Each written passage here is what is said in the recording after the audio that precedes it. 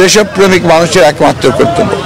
আজকে দুর্ভাগ্যজনক এই মহলটি যারা বাংলাদেশের অধিকারকে হরণ করে নিয়েছিল তারা আবার এখান থেকে পালিয়ে গিয়ে ভারতে অবস্থান, সেখান থেকে বাংলাদেশের যে বিভাজন হয়েছে জনগণের সেই বিজয়কে নস্যাৎ করার জন্য আবার চক্রান্ত শুরু করেছে।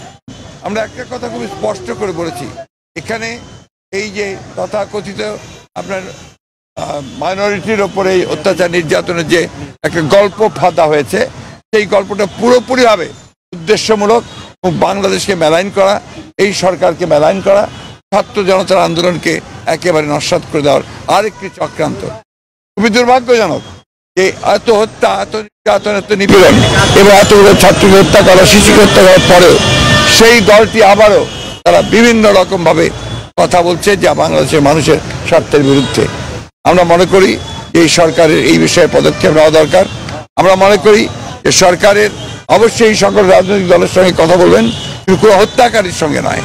যারা ছাত্রদের হত্যা করেছে, যারা শিশুদের হত্যা করেছে, যারা রাজনৈতিক নেতাদেরকে হত্যা করেছে, তাদের বিরুদ্ধে জনগণ আছে এবং এই ব্যাপারে তাদেরকে সর্বাত্মক কোনো ব্যবস্থা নিতে গেলে সরকারকে আমরা অবশ্যই সহযোগিতা করব। Thank you.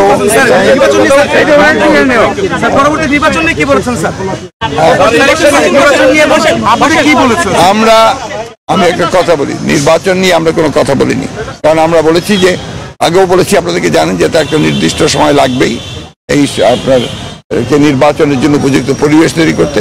আমরা তাদেরকে সেই সময়টি অবশ্যই দিয়েছি এবং আমরা তাদের সব বিষয়গুলোতে সমর্থন দিচ্ছি। আমরা একটা কথা খুব পরিষ্কার করে বলেছি যে বর্তমানে দেশে যে অস্থিরতা সৃষ্টি করা হচ্ছে, চেষ্টা করা হচ্ছে, যে বিশৃঙ্খলা সৃষ্টি করা হচ্ছে এবং সাম্প্রদায়িকতার যে ধোঁয়া তোলা হচ্ছে, এগুলোতে জনগণ যেন বিভ্রান্ত না হয় এবং জনগণ যেন ঠিক পূর্বের মতোই এই সাম্প্রদায়িক সম্প্রীতিকে অক্ষুণ্ণ রেখে, জনগণ নিরাপত্তাকে অক্ষুণ্ণ রেখে তারা যেন এই সরকারকে সহায়তা করে। আমরাও পুরোপুরিভাবে তাদেরকে সেইভাবে সহায়তা করে যাব।